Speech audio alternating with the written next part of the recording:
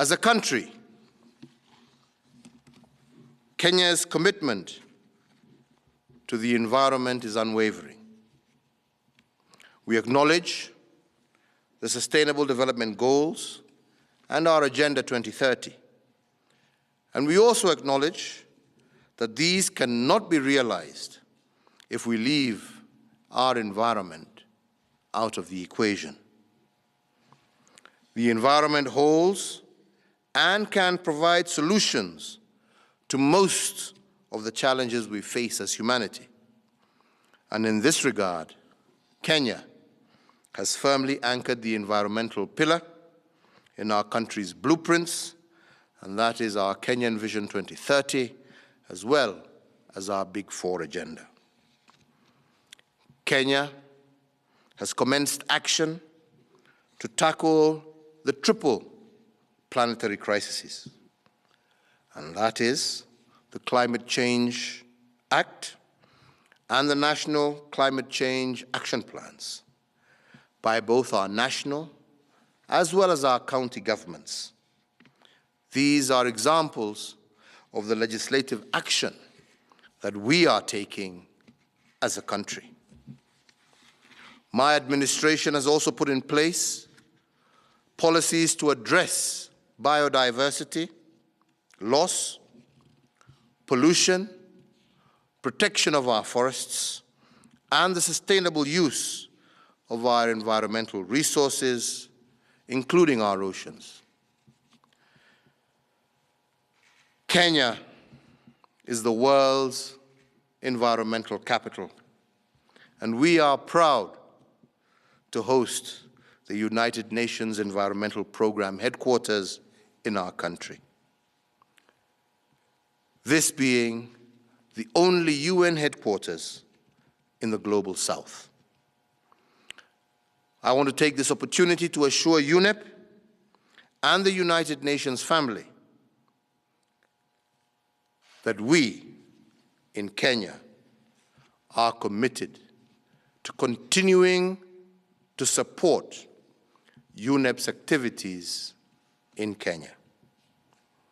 My administration pledges to improve infrastructure and general services, even as we work together with the United Nations Second Committee to ensure these institutions are resourced adequately in order to achieve their mandate.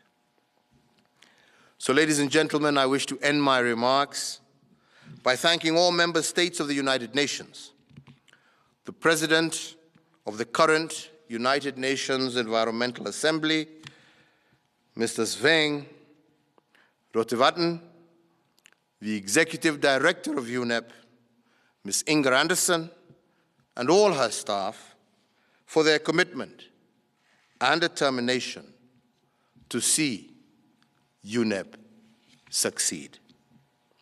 I also wish to take this opportunity to call upon all the people and nations of the world to increase their commitments and actions towards safeguarding our environment. Join me today in pledging support to strengthen UNEP and its activities. Ladies and gentlemen, it is now and with great pleasure my joy to mark the kickoff of the UNEP at 50 commemoration, which will be held throughout 2021 and 2022. And we look forward to welcoming the world to the UNEP at 50 and the UNEA 5th next year. This commemoration event is important. It affords us an opportunity for both celebration as well as reflection. The reality that we face today is sobering. We mark this event at a time when the world is striving to find ways to address record levels of environmental degradation, food insecurity, poverty, as well as unemployment. Indeed, projections for future generations are bleak, demanding urgent and decisive action from us today. It is increasingly evident that environmental crises are part of the journey ahead.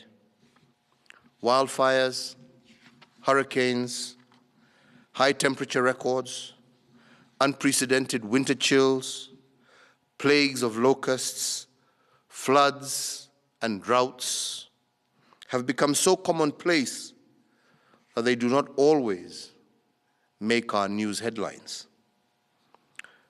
These increasing adverse weather and climatic occurrences sound a warning bell that calls on all of us to attend to the three planetary crises that threaten our collective future, and that is the climate crisis, the biodiversity and nature crisis, and the pollution and waste crisis. This commemoration, therefore, is an opportunity for introspection as well as correction.